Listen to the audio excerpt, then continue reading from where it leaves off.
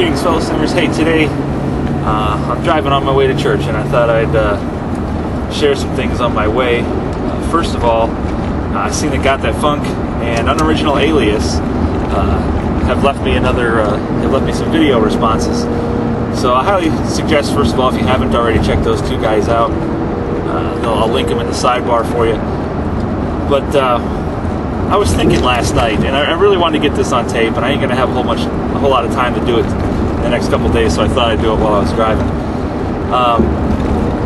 You know, I haven't done a ton of research on it. I've checked a few things out, checked a few websites and whatnot, and it's really, I didn't put a whole lot of time into checking the credibility of each website and so on and so forth. So this is totally off the cuff here. But it's come to my attention recently that there's no gay gene, if you will. There's no gene that says that you're going to be a homosexual. It's not hereditary. At least so far they haven't found it, and they've mapped almost the entire human gene. So I want to talk about this only because it got me thinking about something. I'm going to go ahead and presume that that's true, that there's no gay gene and that they won't find one. If not, then that implies that homosexuality is found in another way. It comes into us through maybe a chemical thing in our brains, or an emotional, some kind of different sort of emotion, maybe uncontrolled emotion, or overexposed emotion, or in other means. You know, maybe it's just something in your heart. And a lot of people, you know, most gay folks will say that they were born that way. Well, as true as that may be, how do you know? Because if you watch any child, they don't have any thoughts or memories until they're 3, maybe 4 years of age. Think of your earliest memory and what you thought when you were 3 or 4 years old. I don't think that you were thinking you need to check out somebody of the same sex, or even of the opposite sex. That doesn't develop until, you know, late into the first decade of your life, you know, 7, 8, 9, 10 years old, maybe, before you even decide, you know, for little boys to like girls or little girls to like boys or whatever. So maybe I could understand then that being when it enters into your thoughts. But before that, really, it doesn't enter into anybody's thoughts. Now, I'm sure there's the exception, and maybe one or two of you have a camera and you're going to let me know. But for all intents and purposes, for this video and for this thought, let's just roll with what I've said so far. The reason I bring this up is because I was not born a Christian. This was something that came to me later in life.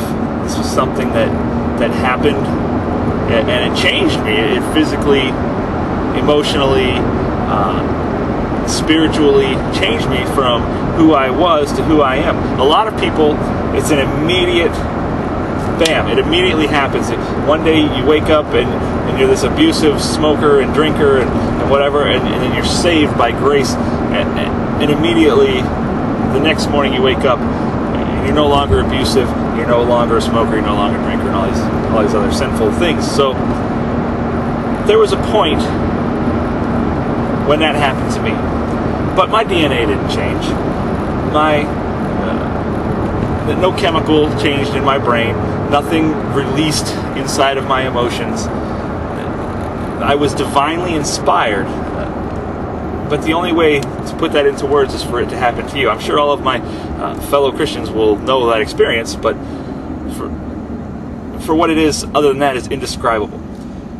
And I'm saying this because I would have to imagine, though I am heterosexual, not homosexual, I would have to imagine that whatever it is very similar for them. Something inside of them is overwhelming, something that they can't explain, they don't know where it comes from, they just know that they are attracted to the same sex more, or, you know, not at all for the opposite sex. So I'm wondering then why it is today that, since we both have had something happen in us that is quite scientifically indescribable, and the effects are shown only through our actions. Why are we not brothers in a fight?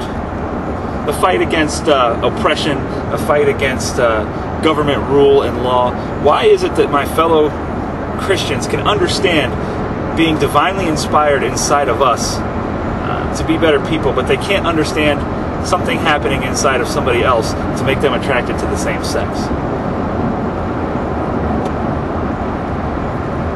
Now, I would think,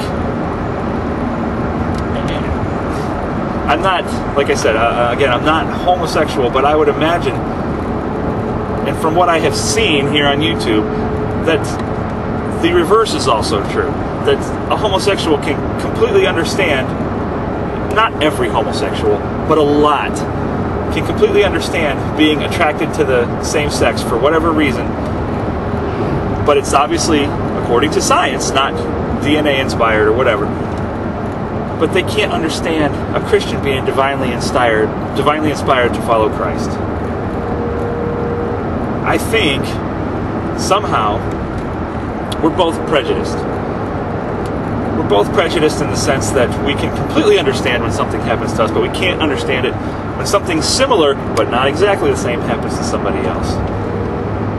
So this is why I'm making this video. I'm just wondering if anybody has any insight or any thoughts, any comments on why it is that two people with very similar stories, different outcomes obviously, but very much the same, are at odds with each other and not brothers in the same fight.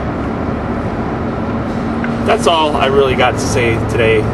Driving to church, I thought I'd take you guys to church with me this Sunday morning. Maybe I'll throw in some music from our sermon later. I am the worship leader, and I've only been playing guitar for a little less than a year now, so bear with me. I've only been playing chords on a guitar. I used to play power chords years ago in my little punk rock band, but that's all you had to play. Watch Green Day if you ever want to know what that's like. Their fingers never change. They just slide them up and down the guitar. So that's all I got. I just want you guys to keep in mind and always remember that true peace begins with how we treat our children. And I welcome your comments, your thoughts, response videos. Let me know what you guys think. Let me know if you have any suggestions as to how we could be brothers in the same fight, or what led us astray, or why we don't understand each other. Until then, take care. God bless y'all. I just thought I'd give you a glimpse of my church here.